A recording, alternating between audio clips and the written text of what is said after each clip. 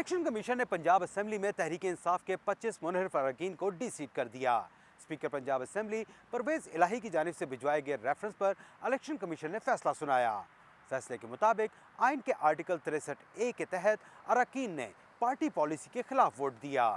تحریک انصاف نے پنجاب اسمبلی میں وزیر اعلیٰ کے خلاف عدم اعتماد کی تحریک میں ووٹنگ کا بائیکاٹ کیا تھا۔ دیکھیں، پنجاب میں تو حمزہ شہباز فارغ ہو گئے ہیں۔ پہلے بھی انہوں نے مینڈیٹ ہمارا چوری کیا تھا۔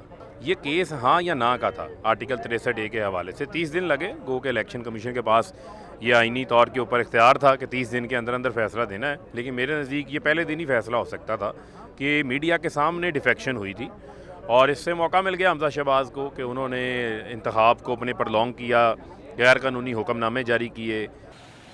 یہ آج 25 لوگ پاکستان تحریک انصاف اور عمران خان کو چھوڑ کر گئے ہیں، اور اس فیصلے سے پاکستان مسلم لیگ نون اور ان کی اتحادی جو حکومت ہے اس کے اوپر کوئی اثر نہیں آتا۔ آج بھی 177 کے ساتھ حمزہ شہباز صاحب چیف منسٹر پنجاب ہیں۔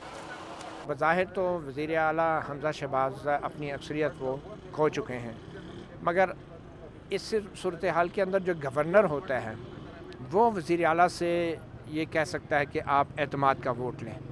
اب پرابلم یہ ہے، جہاں تک اعتماد کا ووٹ لینے کا کہنے کا اختیار ہے گورنر کا، تو گورنر تو ابھی تک یہ پتہ ہی نہیں ہے کہ یہ جو موجودہ گورنر ہیں یہ ہیں بھی یا نہیں۔ اس فیصلے کے بعد پاکستان کے سب سے بڑے صوبہ پنجاب میں سیاسی غیر یقینی کی صورتحال ہے۔ ایسے میں صوبے کے گورنر کا کردار بڑھ گیا ہے، لیکن پنجاب میں فی الحال کوئی گورنر نہیں ہے۔ عاصم علی رانا، اردو VOA، اسلام آباد۔